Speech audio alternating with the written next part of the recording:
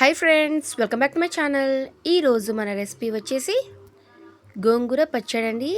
ఒకసారి ఈ పచ్చడిని ట్రై చేసి చూడండి, చాలా బాగుంటుందండి టేస్ట్. నోరు ఏం బాగాలేనప్పుడు ఒకసారి ఈ విధంగా పచ్చడి చేసుకొని తినండి. వేడి వేడి అన్నంలోకి పచ్చడి వేసుకొని తింటుంటే ఉంటుందండి, సూపర్ ఉంటుంది. ఒకసారి ఖచ్చితంగా ట్రై చేసి చూడండి. ఇప్పుడైతే రెసిపీలోకి వెళ్ళిపోదాం. ఫస్ట్ ఒక కట్ట గోంగూర తీసుకొని ఒలుచుకొని 2 సార్లు బాగా శుభ్రం చేసుకొని పెట్టుకోవాలండి. గోంగూరలో వాటర్ ఏం లేకుండా క్లీన్ చేసుకోవాలండి. ఇప్పుడు ఒక చెరువ తీసుకొని చెరువలోకి గోంగూరని వేసుకోవాలి.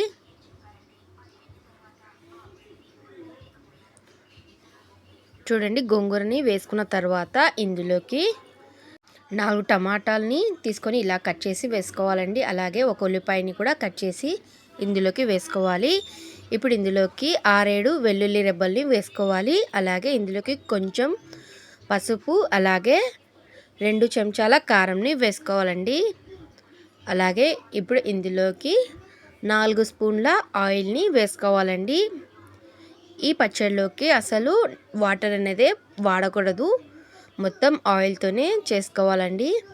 చూడండి, ఇప్పుడు స్టవ్ మీద పెట్టేసుకోవాలి. స్టవ్ మీద పెట్టుకొని మూత పెట్టుకొని ఒక 5 నిమిషాల సేపు ఇలానే మగ్గనివ్వాలండి. మీడియం ఫ్లేమ్లో పెట్టుకొని మగ్గనిచ్చుకోవాలి.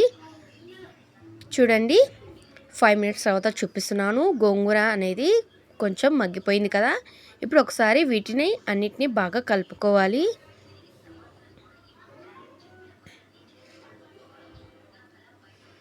చూడండి, ఈ విధంగా కలుపుకున్నాక మళ్ళీ మూత పెట్టుకొని మరొక 5 నిమిషాల సేపు ఇలానే మగ్గనివ్వాలి.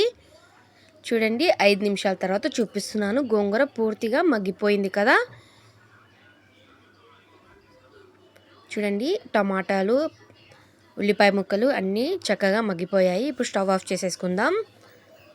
చూడండి, ఇప్పుడు ఇందులోకి 1 స్పూన్ ఉప్పు వేసుకొని పప్పు గుత్తితో బాగా మెదుపుకోవాలండి. మిక్సీకి వేస్తే బాగోదండి, ఈ విధంగానే స్మాషర్ ఉన్న ఇలానే స్మాష్ చేసేసుకోండి. పచ్చడి మిక్సీలో వేస్తే అస్సలు బాగోదండి, ఈ విధంగానే చేయాలి. చూడండి, ఈ విధంగా మెదుపుకున్నాక ఇప్పుడు పోపు పెట్టుకోవాలి. స్టవ్ మీద కడాయి పెట్టుకొని ఇందులోకి 4 స్పూన్ల ఆయిల్ని వేసుకోవాలండి. ఆయిల్ వేసిన తర్వాత ఆయిల్ బాగా హీట్ అయిన తర్వాత ఇందులోకి పోపు దినుసులు వేసుకోవాలి. పోపు దినుసులు చిటపట ఆడిన తర్వాత ఇందులోకి కరివేపాకు, 2 ఎండుమిర్చీలు వేసుకొని పోపు బాగా వేయించుకోవాలి. చూడండి, పోపు బాగా వేగిపోయింది. ఇప్పుడు ఇందులోకి పచ్చడిని వేసుకోవాలి. వేసుకొని ఒకసారి బాగా కలుపుకోవాలి. అలాగే ఇందులోకి లాస్ట్కు 2 ఉల్లిపాయలని ఈ విధంగా సన్నగా కట్ చేసి వేసుకోవాలండి. అంతేనండి, మన పచ్చడి అయితే రెడీ అయిపోయింది. వేడి వేడి అన్నంలోకి ఒక్కసారి ఈ పచ్చడిని ట్రై చేసి చూడండి, చాలా బాగుంటుందండి టేస్ట్. మీకు ఈ వీడియో నచ్చినట్టయితే నా ఛానల్ని లైక్ చేయండి, షేర్ చేయండి, అలాగే సబ్స్క్రైబ్ కూడా చేసుకోండి. మరికొన్ని వీడియోస్కి నా ఛానల్ని ఫాలో కండి. Thank you.